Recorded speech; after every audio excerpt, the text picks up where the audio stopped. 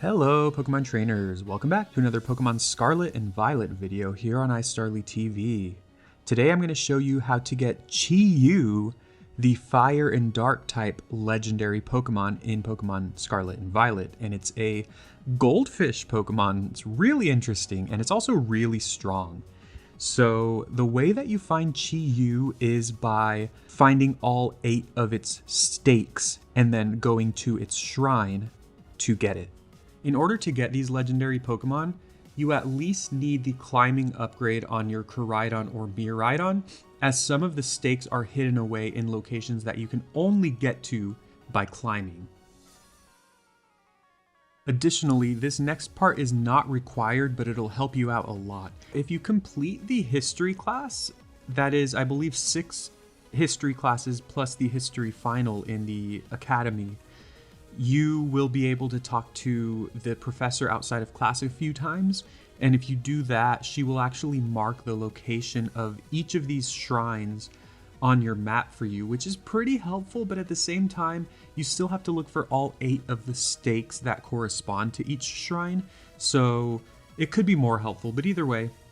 They also have names like Fire Scourge Shrine and Grass Wither Shrine. Now, each of these 4 legendary Pokemon are dark types, and so this kind of gives you a hint as to what other type they have. So I'm going to start by showing you all of the stake locations. Now these, I've used maps and guides on the internet. I'll post a link to the guides that I used if you want just kind of a visual guide, but of course this video will show you the locations for all of the stakes. So the first one we're actually going to start with, and by the way, all of Chi-Yu's stakes are going to be in this larger area over here. So each of the 4 legendary Pokemon in this game, they have kind of like an area, a larger area that is designated to them, you could say. So this is kind of like North Province Area 1 and North Province Area 2 for Chi-Yu. The first shrine is actually going to be the most annoying one to get to, and we're just going to, the first stake. I might accidentally call them shrines, but I mean stakes here. Again, you have to find 8 of them. The first one is probably the most annoying one to get to, and we're going to start with that one just because it is the most annoying, and it's over here in the kind of topmost corner of the map. I always zoom out too much, but if you have the Glaciato Mountain Watchtower, that's kind of the closest fly point to it. But if you've been to either of the icy gyms, it's kind of just far north of them. So let's fly here. All right, from here, you're just going to go north as far as possible. Again, I've marked it on my map, and you can, of course, go ahead and mark it on your map too, and then just kind of follow where I'm going if you need the help. Otherwise, if you just want to kind of see where I'm marking it on the map, you can do that and just kind of find it on your own if you think that'll be quicker for you. But personally, the Chi-Yu, I found Chi-Yu and caught it in my other file, in my other profile for the game, and it was not that hard to find all the stakes. The other Pokemon that I made a video about recently, which was Qianpao, which is the Ice and Dark type legendary, that one was harder for me. There was at least one of the stakes that I took forever looking for, and I just couldn't find it, and it happened to be underground. So it's kind of why I'm making these guides, just to kind of show people where exactly you need to go to get all these. So we're kind of coming around this way. Like I said, this is going to be the hardest one to get to, the longest one, just because it's kind of so far out of the way. So from this point, I've marked it on my map. I'm just going to keep flying straight. I'm just going to kind of fast forward until I get there.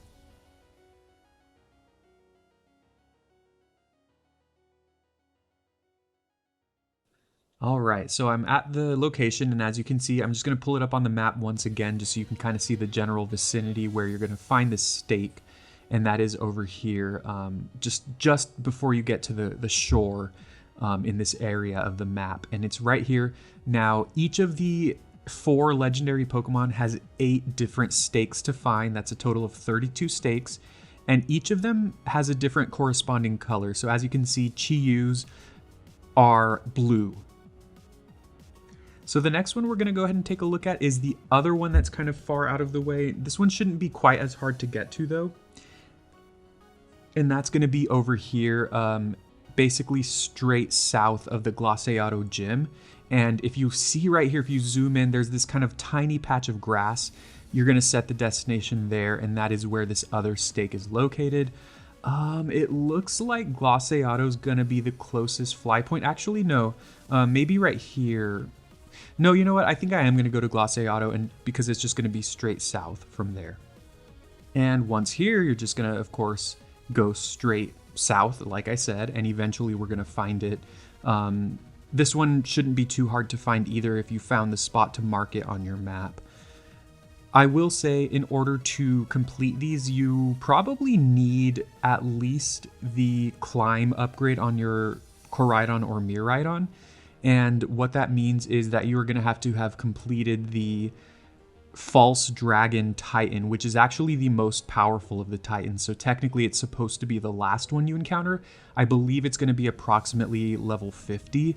So you should have Pokemon, you know, of that around that level, but there are ways to cheese it if you want. Anyways, this is the stake. We found it, and again, it's right exactly where we marked, which is kind of on this grassy area just directly south of the Glaceato gym. So that's stake number 2. And stake number 3 is the final stake that is just far from the other ones. After this one, all of them are kind of just like in this larger area. So I wanted to start with the 3 that are just kind of really far out of the way, and then just go to the ones that are a lot closer together. So this one looks like it's located basically a little bit north of the Levincia gym, and a little bit north, but also more to the east. So kind of go to the east of Levincia, and it's right here in this kind of circular spot right here. So it's going to be in one of these two kind of formations, I guess we'll call it. So we're just going to go ahead and place it there, and I'm going to fly to Levincia and go find it. And here we are in Levincia, and once again, this stake is not too far from it. Let's go ahead and climb all the way up here. This is why you need the climbing upgrade. It makes it a lot faster. But also, I believe there are some stakes that are only accessible by climbing, I believe. Maybe not, I don't know. That's what I heard, but I do believe it. And even barring that, like, having the climbing upgrade just makes this so much faster. And we get up here, and we do not see the stake, so it's going to be up on this next ledge. And there it is. Once again, we found it, and there's a TM right next to it, which is great. Oh, Solar Beam, that's not bad. That is stake number 3. Now, stake number 4 is going to be a little bit harder to see in this case because this psychic type raid is kind of in the way, but it's basically exactly here. It's kind of right here on this little, I don't know, ledge if you want to call it that. So I'm going to place the marker there, and that is around here. Now, this is south of the North Province Area 1 Pokemon Center. It's also, if you're at Levincia, it's basically just a little far north and then to the left. But like I said, for the, oops, I always do that. I hate that. For the larger scale map, this is kind of the area where it is, and it's marked right there. So I'm going to fly to this Pokemon Center and go south. All right. We are here, and we're just going to keep following our destination marker until we get there.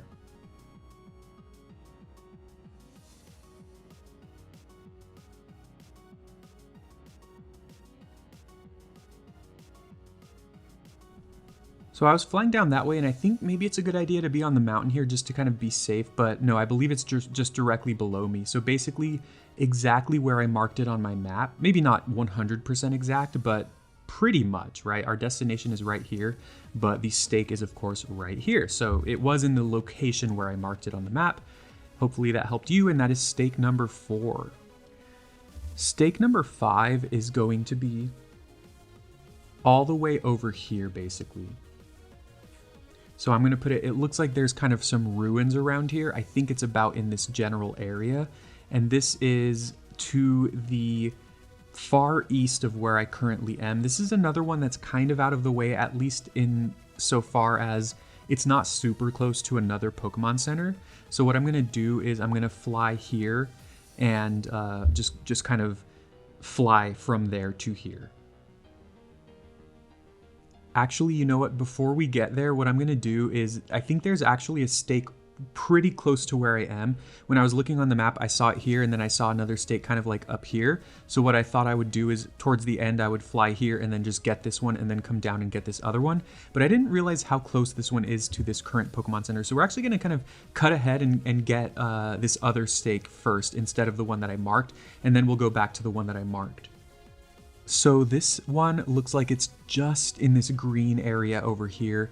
The map that I'm using is not quite as accurate. It's a little hard to tell for this particular stake, but it's not too far from where I'm at. Like I said, you're going to need to kind of climb up here, and it will be in this general vicinity. So this is going to be stake number 5. Yeah, and there it is. Just from the Pokemon Center, you basically just climb up directly where I was. That's going to be about northeast, and there it is, stake number 5. And for stake number 6, we are going to go where I was, which is again about right here, I believe. And so I'm just going to go ahead and from where I'm at, just directly fly there.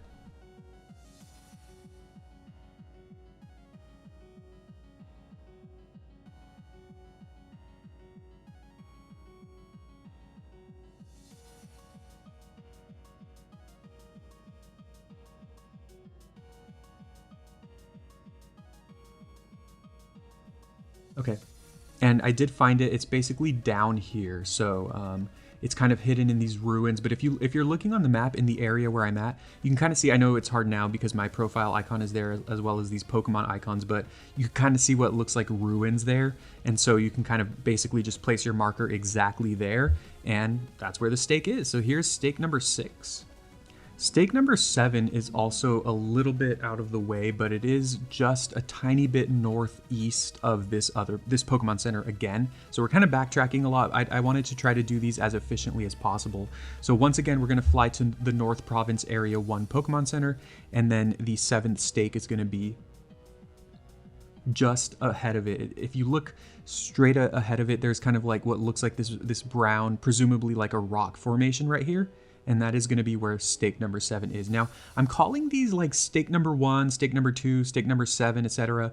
Obviously, you can do these in any order you want. This is just the order that I'm doing them in because personally, I felt like this was the most efficient order. I mean, there's a lot of kind of going back and forth to these Pokemon centers here, but I still found this to be the quickest route for me.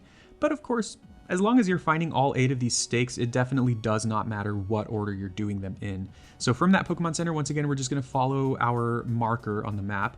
And it looks like we're going to have to climb for this one pretty high. And it looks like it should be at the top of this mountain somewhere.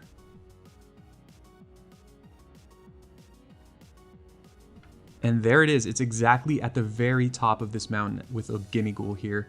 Just going to talk to the Gimmighoul, see how many coins it gives me. Just 3. Okay. So that is stake number 7. So that means we have one more stake. That is obviously going to be stake number 8. Now, stake number 8 is actually a little bit south of this Pokemon Center again. The thing is, it's also pretty close to the shrine, which is right here. So what I wanted to do was save this stake for last, and then right after I get the stake, I can just go directly to the shrine. So stake number 7 is going to be in this general vicinity, like I said. This kind of like, if you're looking at the map, is kind of like a bean shape. And you're just going to, it's basically directly south of North Province Area 2. It's actually where the shrine is marked on my map. It's actually just right above it in one of these 2 green spots. So I'm just going to mark the area over here, and then we're going to fly here and just go south and find that 8th stake. And here we are at the Pokemon Center. I believe this shrine is located kind of like in a little area where you have to climb up some waterfalls. So it is a little bit confusing. I was able to figure it out decently quickly when I did the first time. But anyways, let's just go ahead and climb here. And we are actually already very close. So from the Pokemon Center, you're actually not far away from the 8th stake and the shrine. And again, it's not necessarily the 8th stake. You can do it in any order. You could get this stake first if you wanted. I keep saying steaks, and obviously I'm thinking of steaks like the meat. It's hard not to. There it is. Oh wait, that's a TM. Okay, it's probably up above then. I should get that TM, but for the sake of this video, I'm not going to. And here it is. The stake is right up here. It's a little bit higher, but again, it is not too far from the Pokemon Center. And then the shrine is I think just below where I am. So we're going to find the shrine right after it. But this is the 8th stake. So right, you can see it says sp, sp. You heard a mysterious cry coming from the shrine. Let's get this item. Oh, XP Candy L. That's not bad. Let's drop right here. I think it's actually in here, the shrine. It's actually, yeah, directly below that stake. So like I said, that's why you want to save that stake for last, because the shrine is right here in this cave. And it's swarming with Pokemon. These are some cool Pokemon too. I actually like a lot of these, but I don't want to encounter any of them right now. I'm going to start by saving the game here. And for my team for this battle, it's kind of similar to what I did with Chen Pao. I have an Azumarill. Basically, my Azumarill's a really high level. Chi-Yu is a fire and dark type. It's a special attacker with amazing special attack, good speed. Not great defenses though. It's level 60. What I decided to do, which I hope will be a good idea here, is I have my Azumarill with the move Trailblaze, which is a grass type move, which obviously will be not very effective against Chi-Yu. And so I'm just going to kind of start with Azumarill and then spam Trailblaze until I weaken Chi-Yu as much as possible, and then start throwing Pokeballs. And then when Azumarill dies, I'm going to send in Persian if I need to go for the false swipe to get it to 1 HP. And then I'm going to, when I get the chance, send in my Dunsparce to use Yawn, put it to sleep, and then just at that point, just spam Pokeballs or whatever Pokeball I want at that point. So I saved the game a couple times there. You definitely want to make sure you save the game before you battle this Pokemon, obviously. So we'll see how the battle goes. Maybe it'll be quick, maybe it'll be a nightmare. I don't remember if these are shiny locked. I think I heard that they are not shiny locked, but please don't quote me on that. I could be wrong.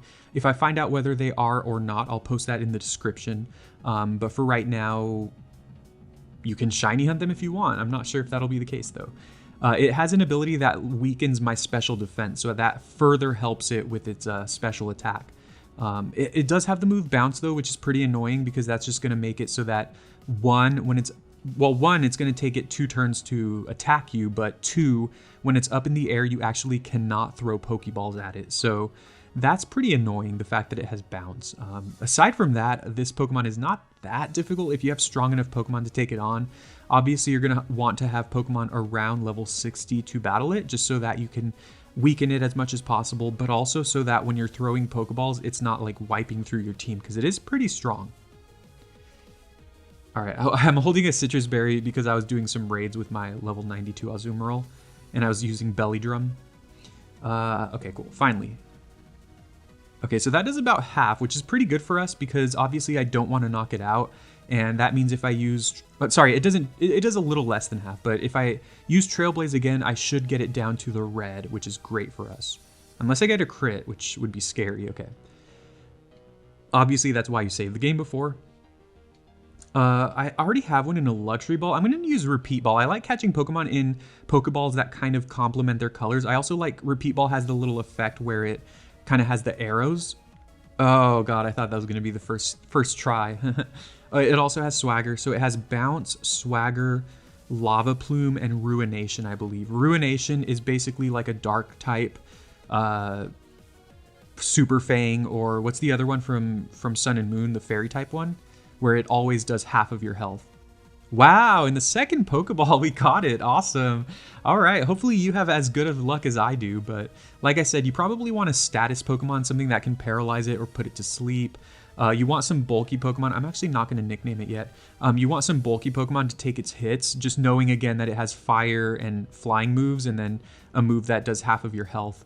And let's take a look. Actually, I'm going to go to my boxes so I can check its IVs and its nature, of course. Oh, wow, that's an awful nature. It's an adamant nature, which is interesting. And it has max attack. But obviously in this game, it's super easy to change it. I have another one for my other game, and this one, oh, I got lucky and caught a modest one, if you can believe it. And it has really good stats. Actually, it doesn't have great special attack. I'm going to have to hyper train that. Anyways, thank you very much for watching. That is how you get Chi-Yu in Pokemon Scarlet and Violet. Let's go ahead and show it off a little bit. I'm going to leave this area first, though, just because these Pokemon are continuously running into me. I'm just going to go out to the grass where I was, and I'm going to throw out Chi-Yu so you can kind of see what it looks like in action in the overworld. But that is how you catch Chi-Yu. That's how you find Chi-Yu and all of its shrines in Pokemon Scarlet and Violet. I hope this video helped you out. If it did, please go ahead and leave a like and also comment below what you think of this Pokemon. It's a little goldfish, which is really interesting. Also, please subscribe for more Pokemon Scarlet and Violet videos. I'm having a ton of fun with this game. I hope you are too. And of course, why not click the bell for notifications when I make new videos. Thank you very much for watching. I'll see you next time.